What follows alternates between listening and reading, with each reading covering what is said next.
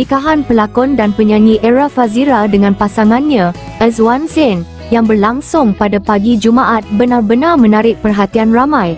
Majlis itu bukan saja dinantikan oleh para peminat, malah ada yang siap menggelarkannya sebagai Wedding of the Year, memandangkan Era sudah hampir 10 tahun melalui hidup sebagai wanita solo. Apa yang lebih mencuri tumpuan ialah mas kahwin yang diberikan Izwan, sepohon bunga emas bernilai 24 dinar, satu hadiah yang cukup istimewa buat Era. Selain mas kahwin yang menjadi bualan, cincin pernikahan Era yang difahamkan bernilai sekitar RM80,000 turut menarik perhatian para tetamu dan peminat. Bercakap mengenai perjalanan majlis, Era atau Fazira Wancek, 51, meluahkan rasa syukur kerana semuanya berlangsung dengan lancar. Katanya, mereka tidak melakukan persiapan secara berlebihan.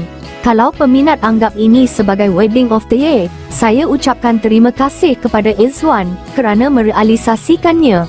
Dalam kepala dia, setiap masa cuma fikir bagaimana nak pastikan majlis ini siap dengan baik. Kami buat ikut kemampuan, tak lebih-lebih. Harga pun ikut sedap rasa, katanya. Tambah Era, hampir keseluruhan majlis yang diadakan di Rinjani Majestic, Kampung Melayu Subang, Shah Alam itu sebenarnya dirancang oleh suaminya sendiri. Saya pernah kahwin sebelum ni, dan masa tu memang sayalah yang buat hampir semua. Tapi kali ni, hampir 95% Izwan ambil alih. Serius, saya relax je, katanya sambil ketawa kecil. Izwan, atau nama penuhnya Muhammad Izwan Muhammad Zain, 44, pula mengakui majlis kali ini memang dirancang sebagai kejutan untuk isterinya. Betul, hampir semua yang berlaku hari ini memang surprise untuk Era. Mas kahwin pun saya plain bagi dalam bentuk bunga emas. Era memang tak tahu langsung. Sehari sebelum majlis, masa rehearsal, masa tu barulah dia dapat tahu, jelasnya dengan senyuman.